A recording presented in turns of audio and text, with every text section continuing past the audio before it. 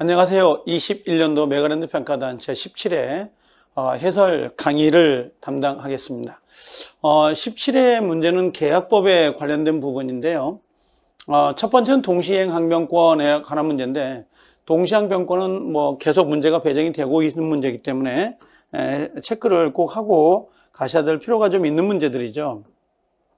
자, 동시항변권 보시면 틀린 거다라고 되어 있습니다. 일단 쌍무 계약이 무효란 말 보인가요? 취소. 그래서 우리가 저는 이걸 외울 때에 영어, 임무, 가세, 수종, 전담회, 구청 이렇게 외우거든요. 동시행 항변권이 있는 거하고 동시행 항변권이 없는 것을 반드시 구별하고 계셔야 되는데, 무효가 되거나 취소가 되면 각 당사자에 관한 의무는 동시행 관계가 무조건 있다. 그래서 여기다가 해제를 넣어도 괜찮아요. 그래서 무효, 취소, 해제가 나오면 동시행 관계가 있다. 두 번째, 가압류 등기가 있는 부동산의 매매 계약에 있어서 매도인의 소유권 이전 의무 및 가압류 등기 말소 의무와 역하죠. 매수인의 대금 지급 의무는 당연히 동시행 관계가 있습니다. 당연히 매매 계약이잖아요. 자, 무슨 말이에요? 자, 이렇게 매매 계약이 있는데 목적물이 있죠. 을하고 매매가 됐어요. 1억이. 그러면 요 을의 입장에서는 당연히 요 매매 대금을 줘야 될 채무가 있고, 요 갑의 입장에서는 목적물을 이행해야 될 동시행 관계가 있는데, 지금 여기 부동산에 뭐가 붙었는 거예요? 여기가 가압류가 있다는 거죠. 가압류가. 그러면 갑은 요 가압류 등기 말소 의무와 요 목적물 인도 있죠. 요 두 가지하고 대금 지급이 동시행 관계에 있다 없다? 있다. 이걸 물어봅니다. 그래서 저는 그냥 가압류 등기가 나오면 무조건 동시행 관계에 있다. 그래 버리거든요. 자, 그 다음에 쌍방이 서로 채무를 지더라도 그 채무가 다른 법률상의 원인에 의해 발생한 경우, 자, 이건 다른 법률상의 원인, 이게 뭐냐면 일종의 별개라고 할까요? 별개? 별개 약정에 의해서 나왔다면 원칙적으로 동시항변권이 나올 수가 있어요, 없어요? 없다라는 거죠. 그래서 별개 계약은 특이하게 없으면 동시항변권이 나올 수가 없어요. 반드시 동일한 쌍무 계약일 때만 동시가 나오는데, 별개 계약일 때는 동시항변권이 나올 수가 없다는 거, 그렇게 정리하면 되고요. 자, 이번에 귀속청산의 경우 가등기 담보권자의 요 청산 의무하고요, 채무자의 소유권 이전 등기 있죠. 요 둘 간의 관계는 당연히 뭐가 돼요? 동시행 관계가 있느냐 이렇게 묻습니다. 그래서 맞아요. 그래서 채무자가 돈을 갚지 않으면 채권자는 정산금을 지급하고 채무자는 소유권 이전 등기를 해주겠죠. 요 둘 간의 관계가 동시행 관계가 됩니다. 자, 쌍무계약의 당사자 일방이 먼저 한번 현실 제공, 요게 포인트죠. 한번 현실 제공을 해서 상대방을 수령지체에 빠뜨렸다 하더라도 그 이행이 계속되지 않는다. 이행이 계속되지 않는다면 당연히 반대 당사자의 동시항변권은 소멸되지가 않습니다. 그래서 소멸됐다라고 했는데 이게 틀린 질문이죠. 자, 갑이 집이 있고요, 을이라는 사람이 1억에, 둘이 이렇게 1억에 매매가 됐어요. 그럼 매매가 되면 요 매매 이행 날짜에 누가요? 여기 갑이라는 사람이 한 번 제공을 했어요. 이렇게 제공을 했는데 얘가 수령지체에 빠진 거죠. 수령지체에 빠졌어. 그럼 얘가 재차 제공을, 이게 뭐예요? 청구가 들어갈 때에, 청구가 들어가는데 요 한 번 제공했던 거 있죠? 제공을 하지 않는다. 제공을 하지 않는다면 을도 동시를 주장할 수 있냐고 물어보는 거예요. 된다, 안 된다?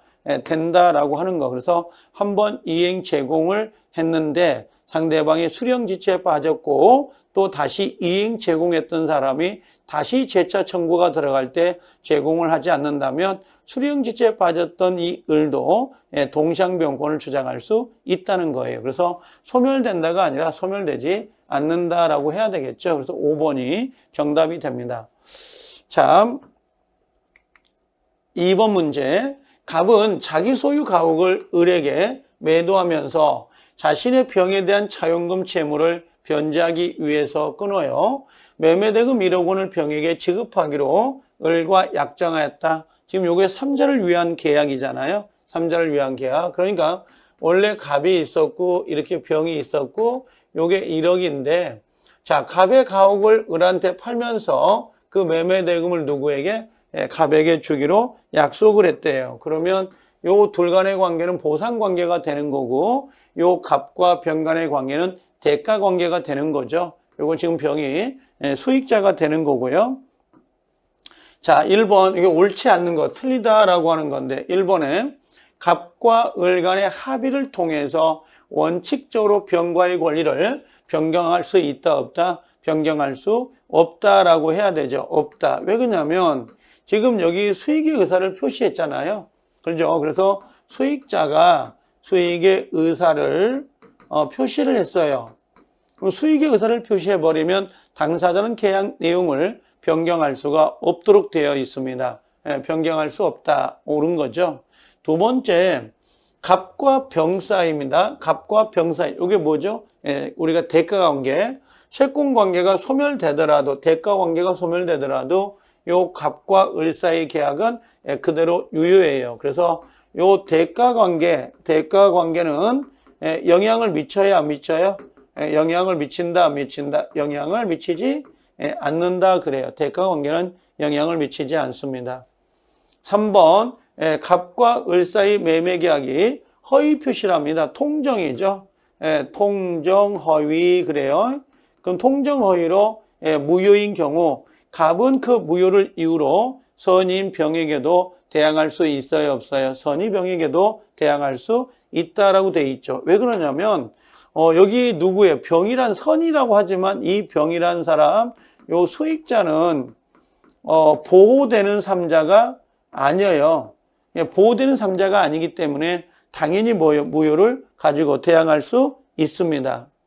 4번 갑이 자, 을에게 소유권 이전에 이행 제공을 하지 않는다면 자, 을은 병에 대해서 1억 원의 지급을 거절할 수 있다 없다? 있다. 요건 뭐냐면 동시 이행 항변권이라고 보시면 돼요.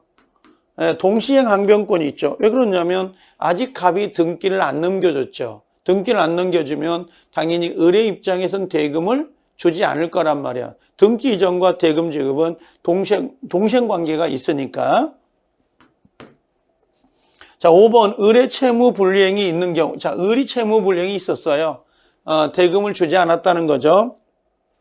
그럼 병은 을에게 계약을 해지하고 손해배상을 청구할 수 있냐 그러는데 여기서 계약 해제권은 안 돼요. 근데 뭐는 되죠? 손해배상 청구권은 가능하거든요. 그래서 을의 채무불이행이 있으면 해제권은 누가 행사해야 돼요? 갑이. 요약자가 행사를 하고 손해배상만 누가? 수익자가 행사를 하는 거지 둘 다 병이 행사하는 게 아닙니다. 그래서 정답은 5번이 틀린 지문이 되네요.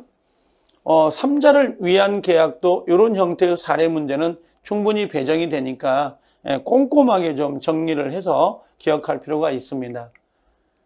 자, 3번 금전 소비대차 계약에 기해서 병에게 2억 원을 지급해야 되는 갑은 자기 소유 X 토지를 2억 원에 매수한 을과 합의하여 을이 그 대금을 병에게 지급하기로 약속을 했다. 틀린 거. 삼자를 위한 계약이죠.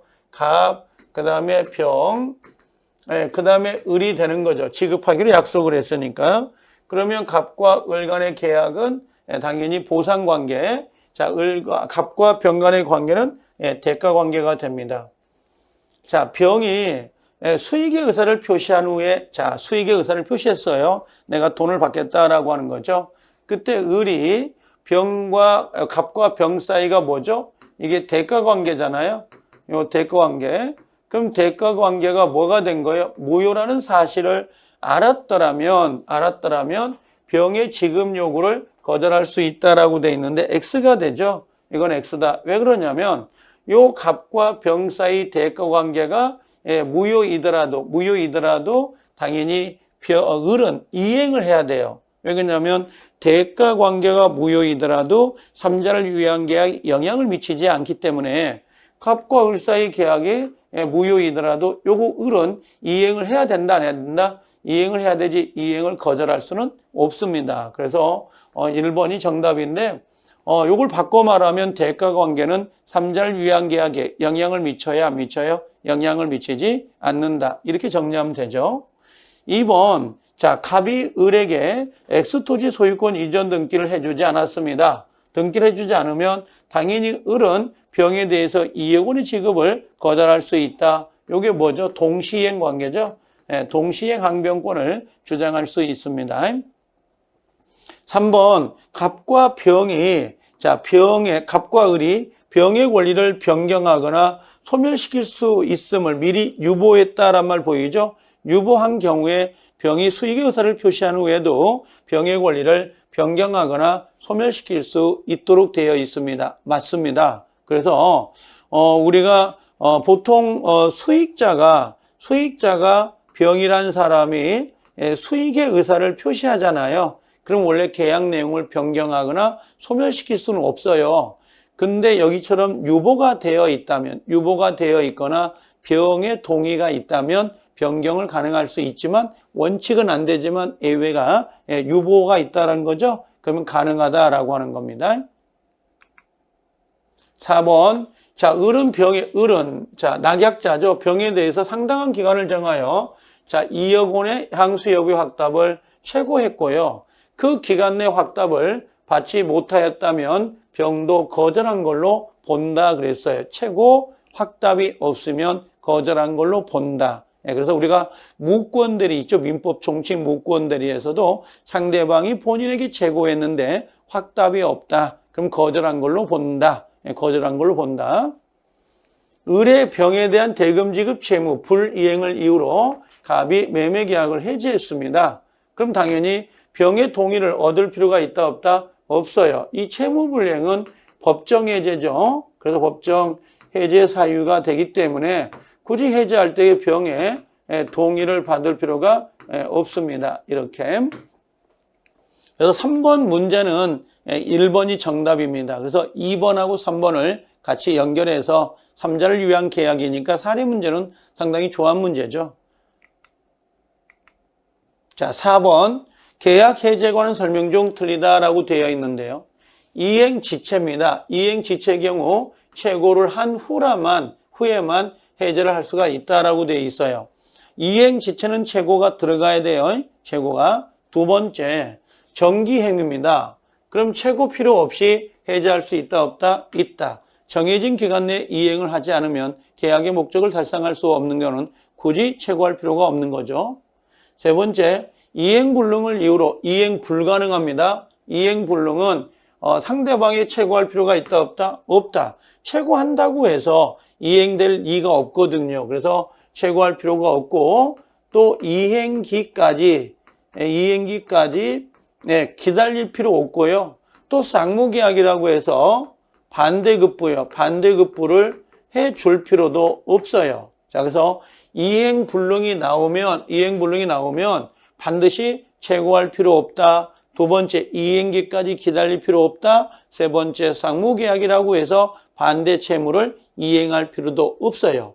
이행이 불능이 되면 바로 계약을 해지하겠습니다. 라고 이야기하면 되죠. 최고도 필요 없습니다. 근데 이행기까지 기다려야 된다 그랬으니까 3번이 틀린 지문이 됩니다. 4번에 채무자가 미리 이행 거절. 자, 미리란 말 보이죠? 이행하지 아니할 의사를 명백히 표시한 경우에는 최고를 할 필요 없이 계약을 바로 해지합니다. 그럼 미리 이행 거절한 거죠. 그때도 뭡니까? 반대급부라는 거. 반대급부를 줄 필요가 있어요? 없어요? 없다라고 하는 겁니다. 반대급부를 이행할 필요가 없습니다. 5번의 채무자가 이행 거절 의사를 적법하게 철회했네요. 여기 지금 4번과 같이 연결하면 좋을 것 같아요. 채무자가 미리 이행 거절했죠. 그럼 최고 안 해도 되죠. 근데 적법하게 이걸 철회했어요. 철회했다는 건 무슨 말이에요? 이행하겠다 안 하겠다? 이행하겠다라는 거잖아요. 그럼 이행하겠다면 최고한 후에만 해제할 수 있도록 되어 있는데요. 여기서는 4번하고 요 5번 있죠. 요 두 개를 연결해가지고 같이 보시면 상당히 좋은 문제가 됩니다. 그래서 정답은 3번이 정답이 되네요. 5번에 합의 해제는 항상 문제가 배정이 돼요. 좀 조심하고 갈 필요가 있는데 틀린 건 합의 해제는 해제 계약이라고 해서 성질 자체가 뭐예요? 성질 자체가 계약이다라고 보시면 돼요. 자, 합의 해제는 합의 해제 당사자 간의 합의로 계약의 효력을 소멸시킨다는 점에서 당사자 일방에 의한 단독 해제와는 다르다라고 했죠. 해제는 단독 행위죠. 합의 해제는 성질이 계약이고 두 번째 합의 해제는 계약이기 때문에 명시적이든 묵시적이든 가능하다라고 돼 있어요. 명시, 묵시 상관이 없습니다. 세 번째 부동산 매매 계약이 합의 해제가 되면 매수인에게 이전되었던 소유권은 당연히 매도인에게 복귀된다라고 돼 있습니다. 이걸 합의 해제가 되잖아요. 그럼 소급 무효가 되는 건 당연해요. 그래서 우리가 당연 복귀된다라고 하는 거 있죠? 당연 복귀된다. 이건 들어가는 거고 그 다음에 또 하나가 있다면 제3자 보호 제3자 보호가 들어온다는 거 이건 공통점이에요. 이건 가능하다라는 겁니다. 그래서 여기 보면 제3자의 권리를 해할 수는 없다라고 되어 있죠. 합의 해제가 되면 제3자의 권리를 해할 수는 없다. 자, 근데 5번에 보니까 합의 해제가 됐어요. 그러면 해제 시에 특이하게 없는 한 채무불이행을 이뤄 요 손해배상이라는 거 있죠? 청구하지 않고 요 이자도 가산할 필요가 없습니다. 이자도. 그래서 여기 합의 해제는 자, 손해배상을 해줄 필요도 없고 금전을 반환할 때 이자라고 하는 것도 지급할 필요가 없어요. 그래서 여기서 중요한 건 합의 해제는 손해배상 요 이자 지급하지 않는다는 거 있죠? 요 5번이 정답인데 상당히 중요해요. 그래서 합의 해제는 문제를 내고 싶어하는 문제 중에 하나입니다. 그래서 5번의 합의 해제 요건 좀 체크할 필요가 있습니다. 자, 6번 해제권 소멸에 관한 설명 중 틀린다라고 했는데 해제권은 형성권이므로 10년의 제척기간에 걸린다라고 되어 있습니다. 그래서 해제권은 10년짜리 제척기간이 있고 두 번째 해제권은 권리자의 상대방에 대한 의사표시로 포기할 수 있다. 일방적 의사표시예요. 일방적으로 포기할 수도 있는 거고요. 가능해요. 해제권을 행사하지 않겠다. 그럼 소멸돼 버리죠. 만약에 해제권자가 수인일 수 있잖아요. 갑과 을이 이렇게 해제권자예요. 해제권자인데 여기서 요거 누가요? 요 갑이라는 사람이 해제권을 포기했어요. 그러면 이 사람이 포기하면 을도 같이 소멸이 돼버립니다. 이게 불가분성이죠. 불가분성. 그래서 한 사람이 해제권을 포기하면 전원이 해제권이 소멸한다는 거. 그 다음에 세 번째, 해제권자의 과실로 계약의 목적물이 현재의 훼손이 됐다. 해제권자가 목적물을 현재의 손상을 시켰습니다. 그럼 당연히 해제권은 어떻게 해야 돼요? 소멸이 돼버려요. 이 지문도 조문인데요. 좀 체크하면 좋을 것 같아요. 자, 4번의 해제권자가 수인일 때 1인에 관하여 해제권이 소멸. 아까 1인이 해제권이 소멸하면 다른 해제권자도 당연히 존속된다가 아니라 여기도 소멸이 돼버립니다. 그래서 4번이 정답인데요. 이걸 우리가 뭐라 그래요? 이걸 해제권의 이게 불가분성이라 그래요. 불가분성 그럽니다. 해제권자의 불가분성 이렇게 해요.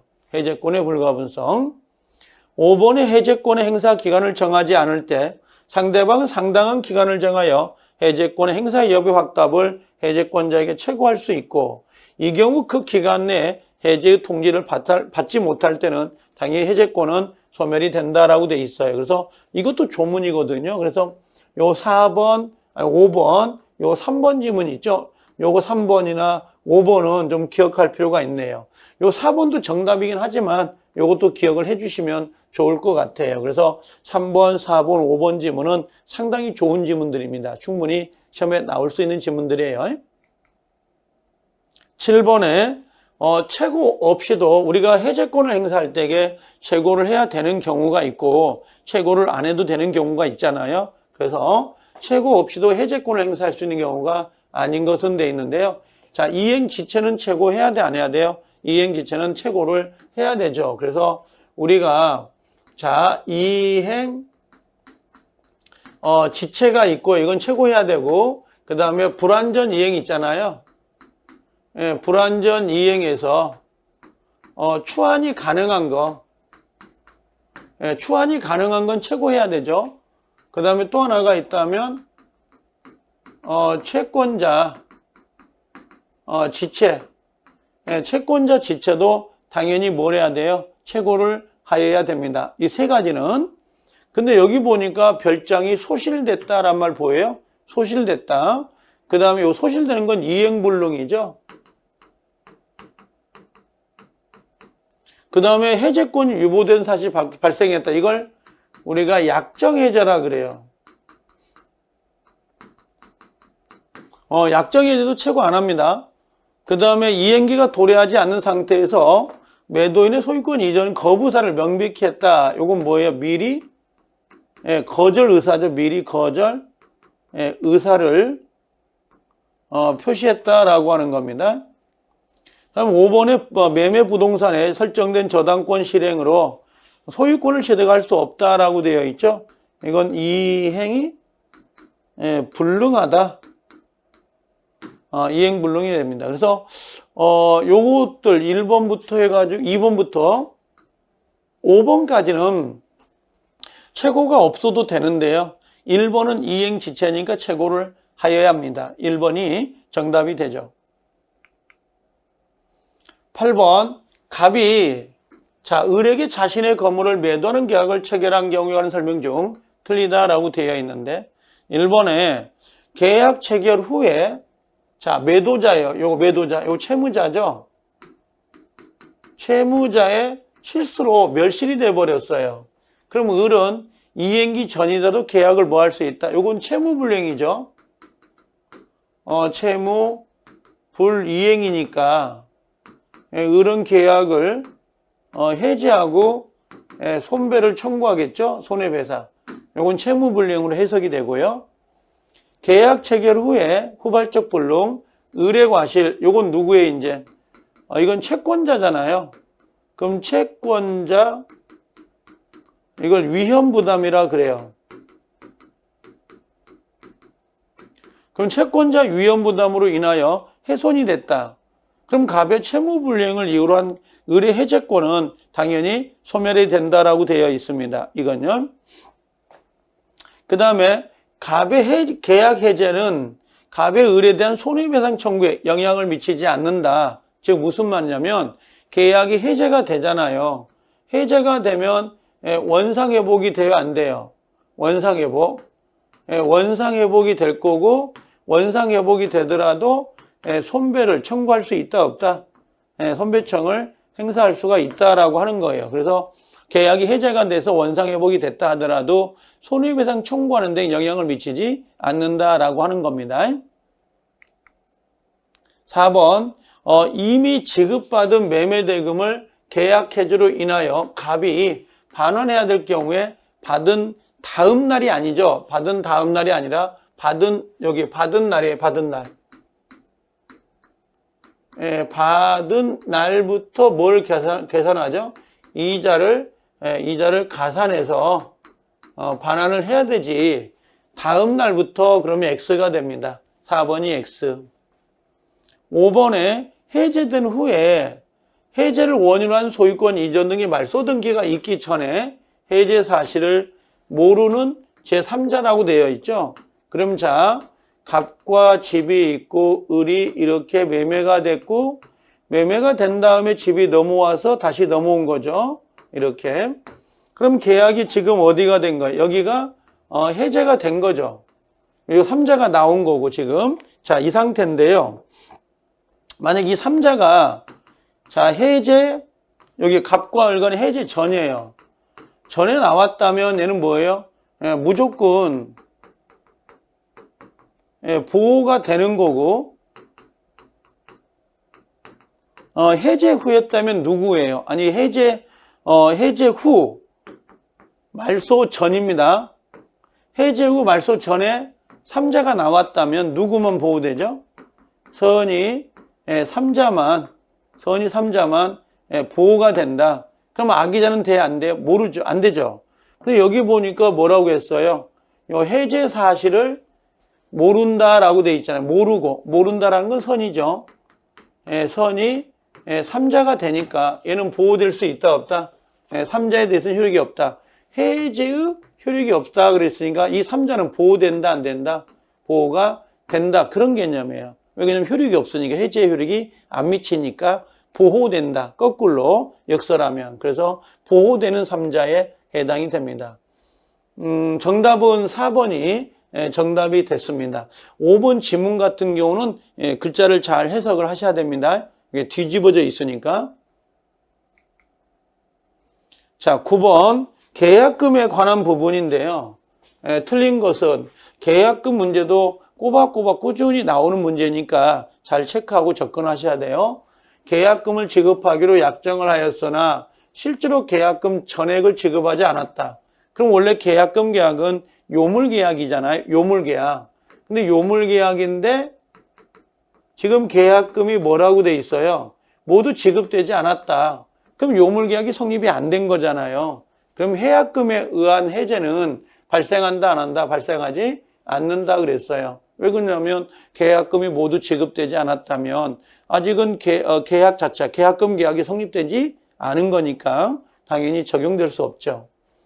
이번에 해약금에 의한 해제, 교부자 포기, 수령자 배액을 상환하고 해제할 수 있잖아요. 당사자의 배제 특약이 가능해 유효입니다. 당연히 계약금에 관한 것은 의무 규정이기 때문에 가능하다. 계약금을 지불했다 하더라도 우리 해약금 해제하지 맙시다 라고 약속을 할 수가 있습니다. 3번에 해약금 약정이 있다 하더라도 채무불이행, 이 채무불이행이 뭐예요? 법정 해제죠. 그러면 해약금 해제와 이 채무불이행의 해제는 서로 영향을 미치냐고 물어보는 거예요. 해약금 해제와 법정 해제는 서로 영향을 미치지 않습니다.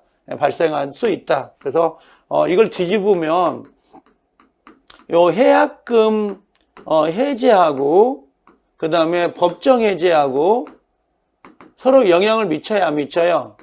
영향을 미치지 않는다. 그러면 해약금 해제 사유가 있으면 해약금으로, 법정 해제 사유가 발생하면 법정 해제로 해제할 수 있다는 거. 두 개가 서로 영향을 미치지 않습니다. 따로따로 할 수 있다는 거. 4번에 토지거래 허가를 받지 않아 유동적 무효인 상태에 있다 하더라도 해약금의 약정에 기한 해제권의 행사는 가능하다라고 되어 있는데요.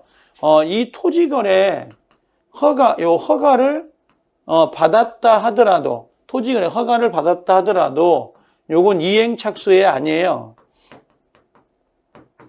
이행착수가 아니에요. 그럼 이행착수가 아니라는 건 해약금 해제가 된다, 안 된다? 해약금 해제가 된다라고 봐야 되죠. 된다라고 하는 겁니다. 가능하다. 행사가 가능하다. 자, 5번 임차인의 채무불이행 시 위약금 약정을 했대. 위약금 약정했네요. 자, 했다면 임대인의 계약을 위반할 경우에 관하여 아무런 합의가 없다 하더라도 임대인의 채무불이행이 있는 경우 임차인 위약금에 따라 계약금 배액을 청구할 수 있다, 없다? 이건요. 자, 여기 보니까 지금 여기는 뭐야? 아무런 협의가 없었다라고 돼 있잖아요. 아무런 협의가 없었다. 그럼 아무런 협의가 없다면 이건 적용이 돼야 안 돼요. 적용되지 않는다라고 하는 겁니다. 이건 청구할 수 있다가 아니라 없다라고 해야 되겠죠. 없다. 지금 여기가 협의가 없다면 그렇게 되면 안 돼요. 한쪽이 있다고 당연히 있는 게 아니에요. 협의가 되어야 된다는 건데 협의가 없다면 청구할 수 없다라고 하는 겁니다. 청구할 수 없다. 그래서 정답은 5번이 X가 됩니다. 5번 지문은 좀 조심할 필요가 좀 있네요. 어차피 계약금 내용은 모두 정리를 꼭 하셔야 돼요. 자, 10번 계약금에 관한 설명 중 틀린 것은 해약금에 의한 해제를 한 경우 원상회복은 발생할 여지가 없다. 맞죠? 얘들은 원상회복도 없고요. 별도로 손해배상도 청구할 수는 없어요. 그래서 교부자 포기, 수령자 배액을 상환하고 그냥 해제가 됩니다. 이번에 매수인은 특별한 사정이 없는 한 이행기 전에 이행에 착수할 수 있다. 맞는 건데요. 원래 여기가 중도금 지급 날짜였잖아요. 근데 중도금 지급 날짜보다 미리 땡겨가지고 미리 중도금을 지급할 수 있냐고 물어보는 거예요. 가능하다. 그래서 중도금 지급 날짜보다 미리 중도금을 미리 지급함으로써 이행에 착수함으로써 해약금 해제를 저지할 수는 있습니다. 가능하다. 3번에 계약금이 수수된 후에 매도인이 매수인에게 매매대금 지급을 구하는 소송, 요거 조심하세요. 소송을 제기했다 하더라도 요건 뭐예요? 이행 착수가 아니다. 이행 착수가 아니에요. 그러면 해약금 해제가 돼야 안 돼요? 가능하다. 해약금 해제가 가능하다. 이렇게 보면 돼요. 그래서 해약할 수 없다 그랬으니까 틀린 지문이에요. 3번. 그래서 여러분들이 그 토지거래 허가구역에서 허가를 받은 거하고 그다음에 여기처럼 소송을 제기한 거 있죠? 요건 이행 착수가 아니기 때문에 당연히 해약금 해제가 가능하다. 4번에 토지거래 허가 절차를 밟지 않아. 아까 나왔던 거죠? 요거 3번하고 4번을 같이 가져가면 좋을 것 같아요. 토지거래 허가를 받지 않았다.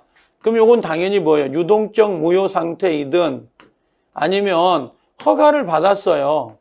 허가를 받았다 하더라도 요건 이행 착수이 아니에요. 이행 착수가 아니거든요. 그럼 해약금 해제가 된다 안 된다? 된다라고 보야 됩니다. 해제할 수 있다. 옳은 정답이죠. 그래서 3번하고 4번 꼭 자칫 정리하시라고요. 여기도 똑같아요. 토지거래 허가 받은, 그럼 이건 똑같네. 그러면 3번, 4번, 5번이 같은 라인이에요. 그러니까 소송을 제기했다 하더라도 이행 착수가 아니니까 또 허가를 받았다 하더라도 이행 착수가 아니기 때문에 당연히 해약금 해제는 가능하다. 이렇게 보시면 돼요. 그래서 지금 계약금을 지금 9번 문제하고 그다음 10번을 넣는 거잖아요. 근데 이 부분은 반드시 시험에 배정이 되는 부분이에요. 그래서 여러분들 꼭 체크를 하고 계셔야 됩니다. 많이 하지 말고 계약금은 반드시 시험에 나오는 부분이니까 시험에 나오는 부분을 했으면 합니다. 꼭 좀 지문 정리해서 갖다 놓으시면 돼요. 그래서 이번 우리가 17회 때 17회 이 주간평가는 아무래도 계약법에다 지금 치중을 하고 있는 거죠. 다음 18회 때도 역시 똑같아요. 우리가 예를 들면 매매나 임대차에 관한 내용일 거고 마지막 19회는 계약법의 종합 문제로 해서 정리가 될 겁니다. 자, 문제 개수가 중요한 건 아니에요. 몇 개를 맞는 게 중요한 게 아니고 이 문제가 왜 틀렸는지, 맞았는지 그 옆에다 마스터북이든 아니면 요약집이든 펼쳐놓고 이렇게 같이 찾아가면서 공부를 하시는 게 가장 중요합니다. 너무 5월 달이라고 너무 급하게 생각하지 마시고 아직 시간이 남아 있으니까 천천히 가셔도 되지 않을까. 단 꼼꼼한 거 알겠죠? 한 문제를 맞춰도 정확히 맞힐 수 있고 퍼센트를 높이는 게 중요합니다. 알겠죠? 많이 봤는데 전혀 모르겠다. 그건 큰 의미가 없어요. 자, 항상 몸 건강 유의하셔야 됩니다. 자, 여기까지 합니다. 감사합니다.